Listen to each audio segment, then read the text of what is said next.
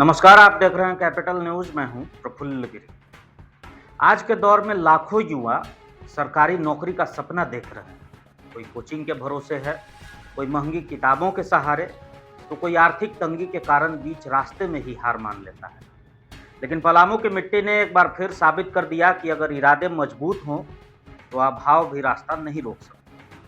आज हम आपको एक ऐसे बेटे की कहानी दिखाने जा रहे हैं जिसने सुविधाओं से नहीं बल्कि अपने हौसले से और सेल्फ स्टडी के दम पर एक नहीं, दो नहीं, बल्कि तीन तीन सरकारी नौकरियां हासिल कर ली। लेकिन इस कहानी को आगे बढ़ाने से पहले जरा अपनी स्क्रीन पर चल रही इन दो तस्वीरों को गौर से देखिए। एक तस्वीर उस माँ की है जिसके चेहरे पर खिली मुस्कान बता रही है कि उसने अपने बेटे की सफलता के लिए कितने रातें जाग कर दुआएं मांगी हों। और दूसरी तस्वीर उस बड़े भाई की है जिसकी आंखों से छलकते आंसू सिर्फ खुशी के नहीं हैं बल्कि त्याग, संघर्ष, उम्मीद और अधूरे सपनों की पूरी कहानी कह रही है। इन तस्वीरों को देखकर शायद हर माँ बाप और हर भाई अपनी जिंदगी का कोई न कोई पल जरूर याद कर ले। यह कहानी है पलामू जिले के तरहसी प्रखंड के सुदूरवर्ती गांव धनगांव के रहने वाले अश्विनी भारती। साधारण परिवार, सीमित संसाधन, लेकिन असाधारण हौसला। अश्विनी ने बीपीएससी की परीक्षा में 618वीं रैंक हासिल कर रेवेन्यू ऑफिसर का पद प्राप्त किया है। इससे पहले वो रांची सचिवालय के नगर आवास विभाग में सहायक शाखा पदाधिकारी के रूप में अपनी सेवा दे रहे थे। उससे भी पहले सरकारी सेवा में वो चयनित हो चुके थे। यानी ये सफलता संयोग नहीं है बल्कि लगातार की गई मेहनत, अनुशासन और आत्मविश्वास का परिणाम है। परिवार में आज तक कोई भी सरकारी नौकरी में नहीं था। ये कमी पूरे परिवार को हमेशा महसूस होती थी, लेकिन बेटे ने केवल उस कमी को ही दूर नहीं किया बल्कि अपने पूरे परिवार की पहचान बदल दी। आज गांव का हर रास्ता, हर चौपाल और हर चेहरा एक ही नाम ले रहा है, अश्विनी भारती। आज तक हम लोग के कोई भी सरकारी जॉब में किसी का नहीं हुआ था। हम लोग बहुत दिन से चाहते थे कि एक सब कोई सरकारी गांव घर में है, लेकिन हम लोग सरकारी कोई नहीं हो पा रहे हैं। इसलिए इसको सरकारी नौकरी होने पर हम लोग बहुत गदगद हैं और समाज परिवार को इससे अच्छा संदेश जाएगा। यहाँ देहात में रह के साधारण परिवार के लोग अच्छा काम किया है। लेकिन इस सफलता के बीच एक दर्द भी छिपा है। रिश्ते में बड़े भाई जब अपने छोटे भाई की उपलब्धि पर बोलने आए तो शब्दों ने उनका साथ छोड़ दिया। आंखों में आंसू थे और गला बार बार भर्रा जा रहा था। उनकी खामोशी ही बता रही थी कि इस मुकाम तक पहुंचने के पीछे पूरे परिवार ने कितने संघर्ष किए होंगे। उन्होंने बस इतना कहा कि उनके दादाजी का सपना था कि अश्विनी एक बड़ा अधिकारी बने। पोता अधिकारी तो बन गया, लेकिन अफसोस उस सफलता को देखने के लिए दादाजी आज इस दुनिया में नहीं। कभी कभी जिंदगी सबसे बड़ी खुशी उस दिन देती है जिस दिन उसे देखने वाले सबसे अपने लोग साथ नहीं होते। बहुत बहुत बहुत खुश, बहुत खुश। मेरे नाना जी बहुत बहुत रहते थे। बहुत खुश हैं हम लोग, कह नहीं सकते हैं। बस जैसा ये बढ़ा है और लोग को, युवा लोग को आगे राह दिखाए, आगे करे, समाज को भी आगे करे, सही है। पिता की आंखों में गर्व भी था और एक कसक भी। उन्होंने कहा कि अगर वो अपने बेटे को बेहतर संसाधन दे पाते, बेहतर कोचिंग दिला पाते, तो शायद बेटा इससे भी ऊंचा मुकाम हासिल करता। लेकिन उन्हें इस बात की तसल्ली है कि उनके बेटे ने अभावों को अपनी कमजोरी नहीं बनने दिया। उन्होंने बड़े भाई और भाभी का आभार व्यक्त करते हुए कहा कि पूरे परिवार ने मिलकर अश्विनी का साथ दिया और आज बेटे ने अपने दादा का सपना पूरा कर दिया। ये केवल बेटे की नहीं बल्कि पूरे परिवार की जीत है। कम संसाधन में उन्नति की राह पर है, यही मेरा कामना है कि और आगे बढ़े और जितना होना चाहिए सेल्फ स्टडी अपने करके और यहाँ तक पहुँचा है, बस यही योगदान मेरा है।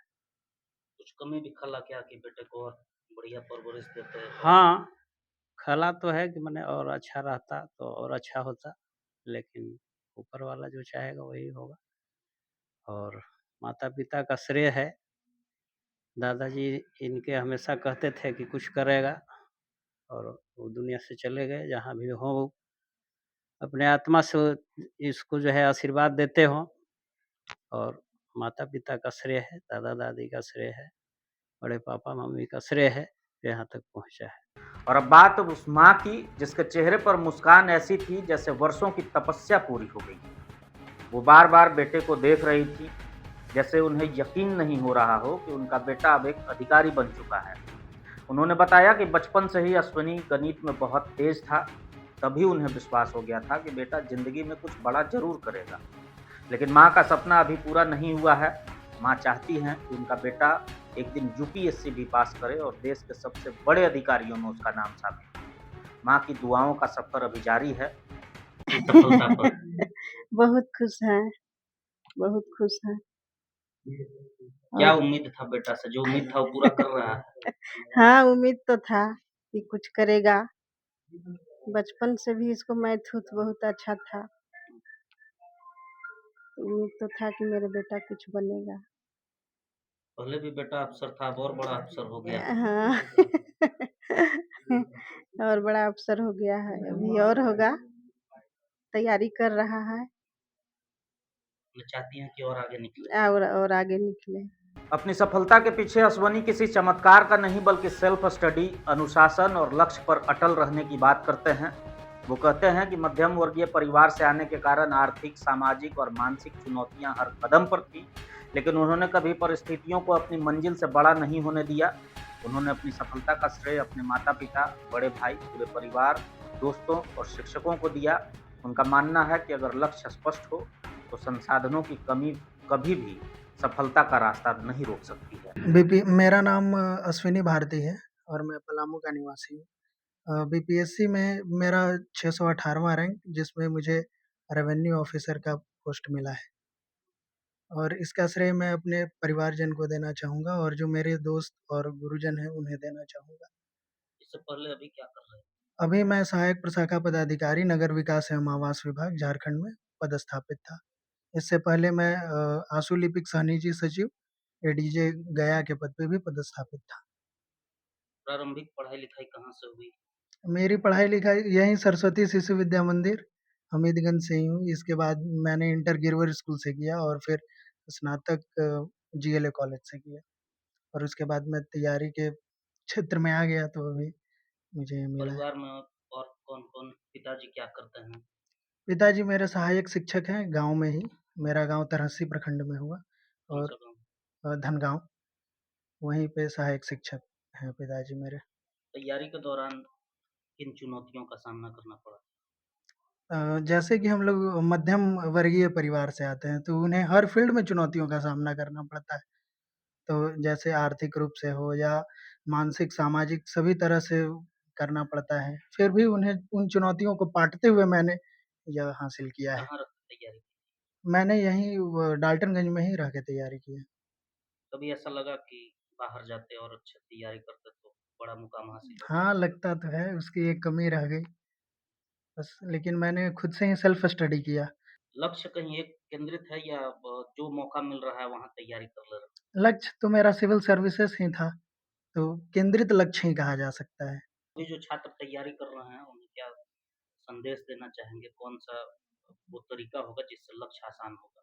हमेशा मोटिवेटेड रहें और पढ़ाई-लिखाई निरंतर जारी रखें। माहौल ऐसा बन जाता है कि हाँ, आदमी थोड़ा अवसाद में चला जाता है, लेकिन उसको पार करते हुए और आपको मुकाम हासिल करना है और सेल्फ स्टडी पर ही ज़्यादा फ़ोकस करें और निरंतर कंटिन्यूटी बनाए रखें, कंटिन्यूटी ही आवश्यक है। अश्वनी की सफलता केवल उनके परिवार की नहीं बल्कि पूरे समाज की खुशी बन गई।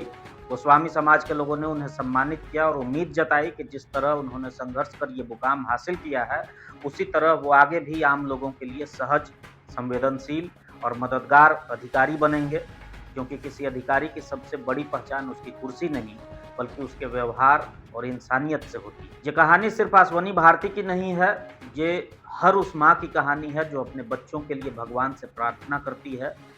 ये हर उस पिता की कहानी है जो अपनी ज़रूरतें को छोड़कर बच्चों के सपनों में निवेश करता है।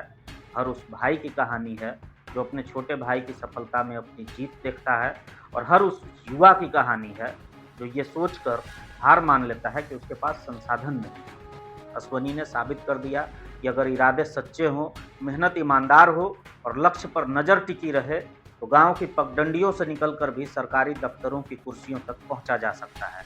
क्योंकि सफलता अमीरी की मोहताज नहीं होती, वो सिर्फ मेहनत, धैर्य और माता पिता की दुआओं की मोहताज होती है।